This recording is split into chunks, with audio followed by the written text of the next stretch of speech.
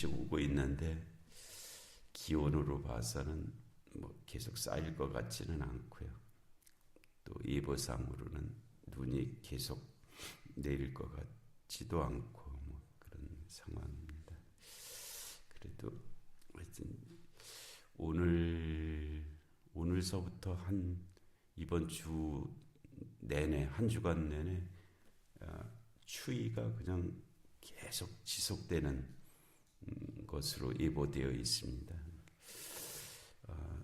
영하로 내려가서 한 13도까지 이렇게 계속 추위가 하루 이틀 오는 거는 그래도 괜찮은데 며칠 이렇게 지속되면은 여러 가지 현상들이 이제 만들어져서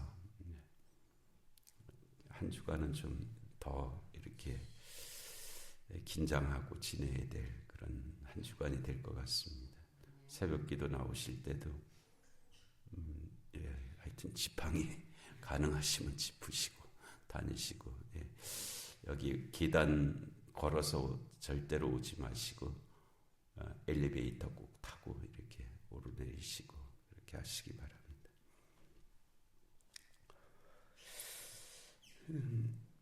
그래도 벌써 1월이 오늘이 19일인데요. 19일 벌써 이제 1월이 2026년 1월이 하순으로 마지막 한 10일 남은 그런 때로 이렇게 지나고 있습니다.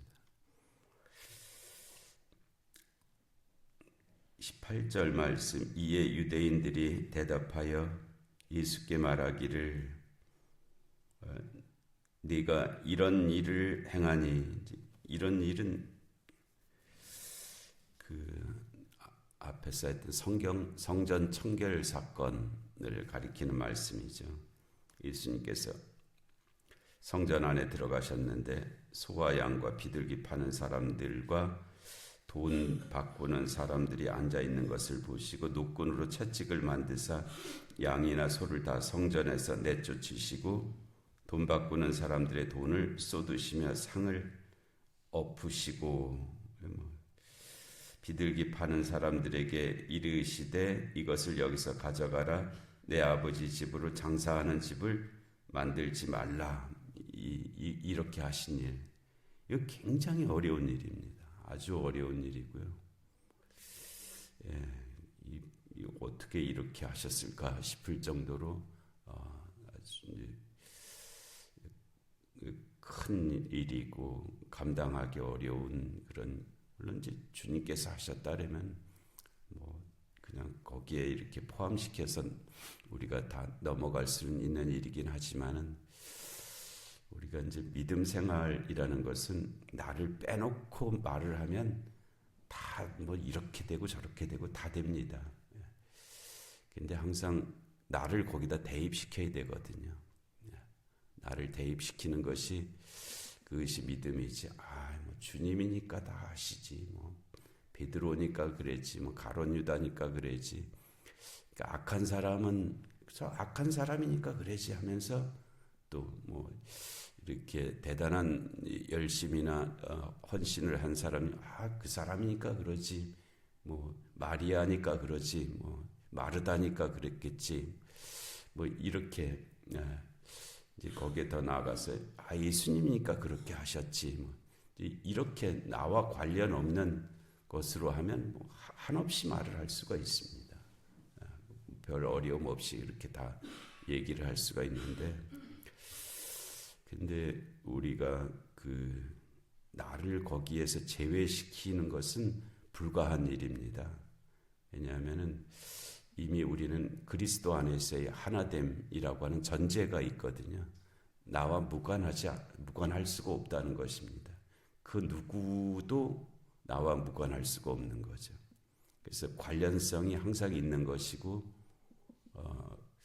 그래서 그 일에 그 사건에 내가 무관할 수가 없는 거죠. 그렇기 때문에 그 안에다가 나를 항상 대입시키는 것은 당연한 것입니다.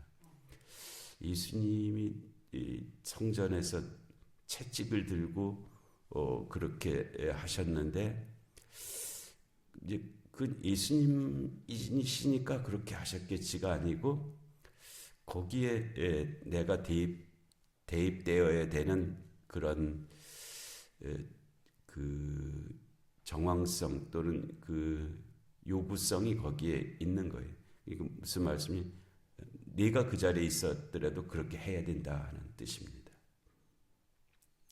그 예수님만 혹은 그 누구만 그렇게 하는 것이 당연한 것이 아니고 네가 그 자리에 있었더라도 그와 같이 해야 된다 하는 그런 요구가 존재한다는 거예요. 그건 나는 아니야라고. 그렇게 하는 것은 우리의 믿음의 전제를 부정하는 일입니다. 그거는 잘못된 믿음입니다. 그럴 수가 없고요. 근데 그 성전, 그 엄청난 성전, 그 성전을 둘러싸고 있는 그 엄청난 사람들의 그 욕망, 뭐 하여튼 그 오래된 그런 그들의 그 구조, 뭐 그 앞에 한 사람이라는 것은 정말 보잘것없거든요. 근데 거기서 누가 뭐 뒤에서 받쳐주는 사람이 있는 것도 아니고 혼자서 채찍을 들시고 그렇게 했다고 하는 것은 정말 놀라운 그런 일인데, 우리도 어떤 일에 이렇게 우리도 잘잘못을 판단하는 면이 있잖아요. 잘잘못 판단하는 면이고, 이게 옳다 그르다 뭐 이런 거 다 내심으로는 항상 정확한 것은 아니지만 이제 다 느끼는 바도 있고, 그런데 거기에 대해서 나서는 것이 정말 어렵죠. 나섰다가 괜히 나한테 손해가 올 것 같다, 뭐 나한테 안 좋은 일이 있을 것 같다 그러면은 못 본 채 하고, 아니면 이제 그렇게 얘기해도 아무 문제가 없을 것 같다 그러면 큰 소리를 내고, 뭐 이제 그렇게 하는데, 예수님이 그 성전을 청결하게 하신 이 사건은 아주 엄청난 일이었습니다.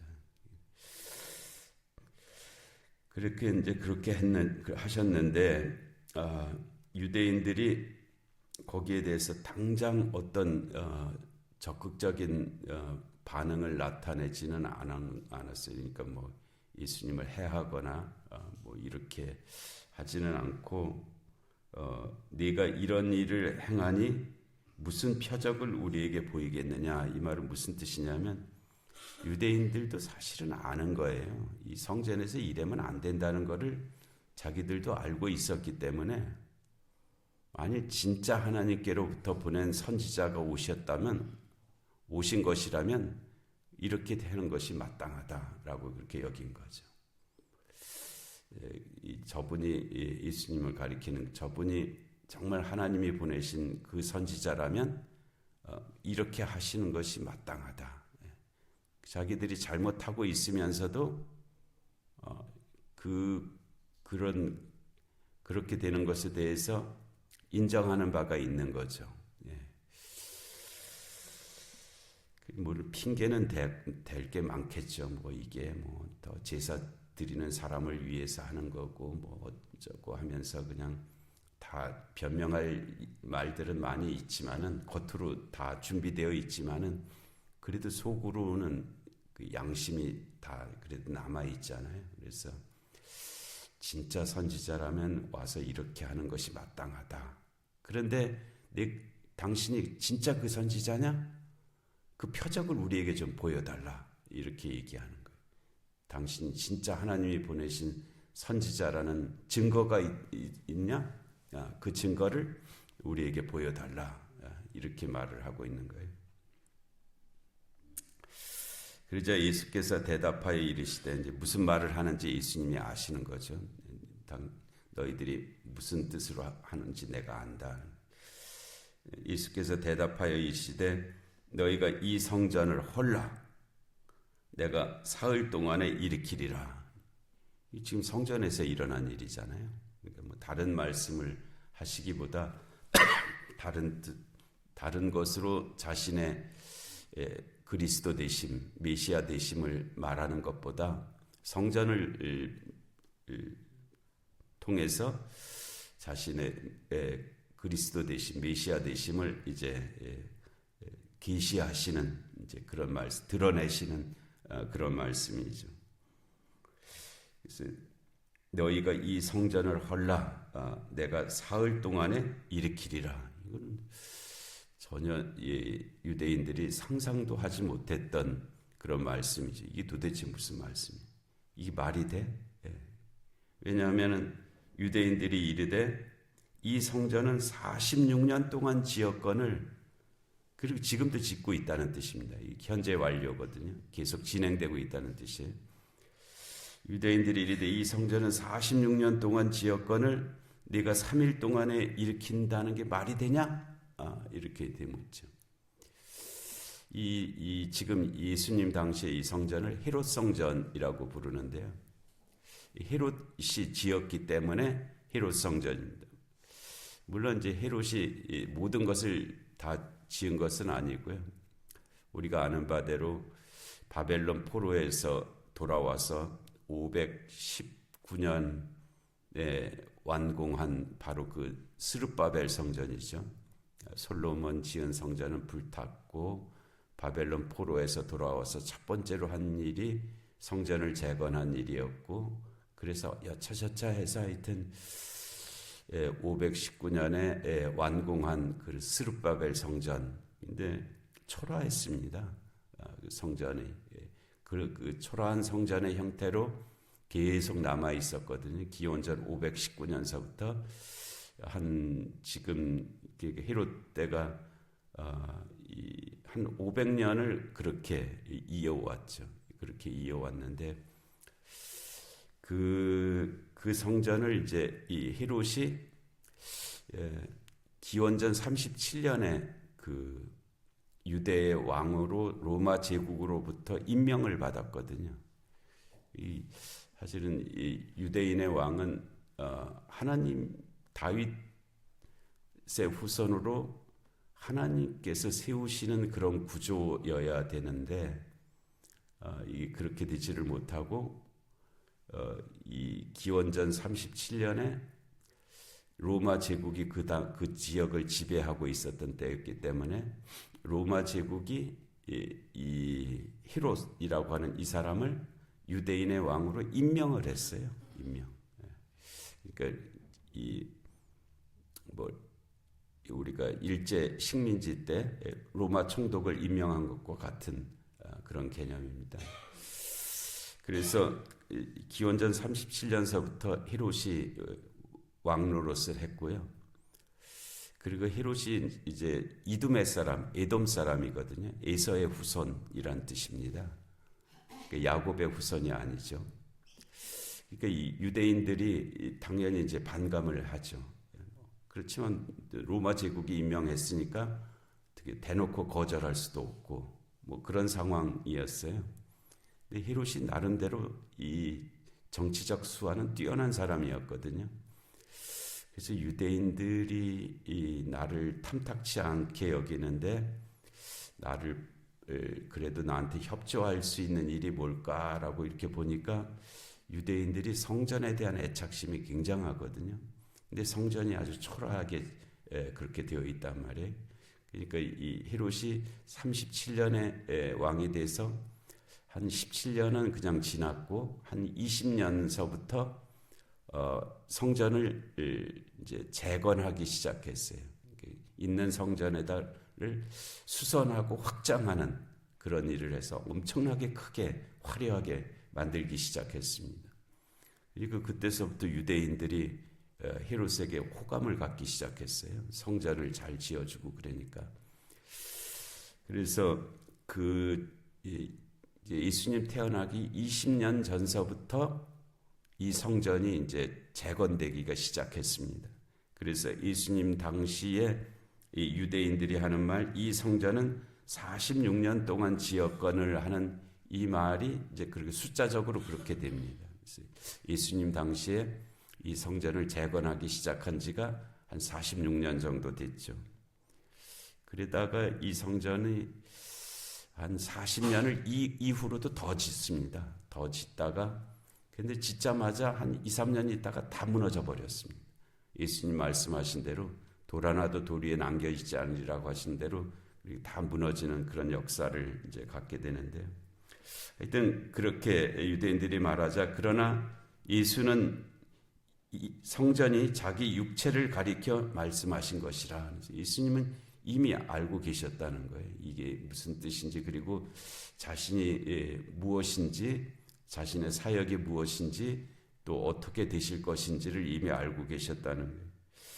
그래서 죽은 자 가운데서 살아나신 후에야 제자들이 이 말씀하신 것을 기억하고 성경과 예수께서 하신 말씀을 믿었더라.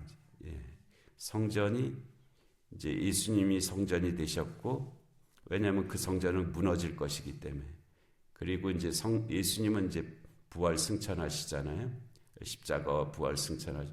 그리고 우리에게 남겨놓으신 성전이 고린도전서 3장 16절 17절을 통해서 너희가 하나님의 성전이다 이렇게 말씀. 그러니까 지금은 믿는 자들이 하나님의 성전입니다. 믿는 자들이 하나님의 성전. 그와 같은 역사가 이루어진 것인데요. 성전을 통해서 말씀하신 하나님의 거룩한 뜻이 이루어지는 우리의 삶이 되게 하실 줄로 믿습니다.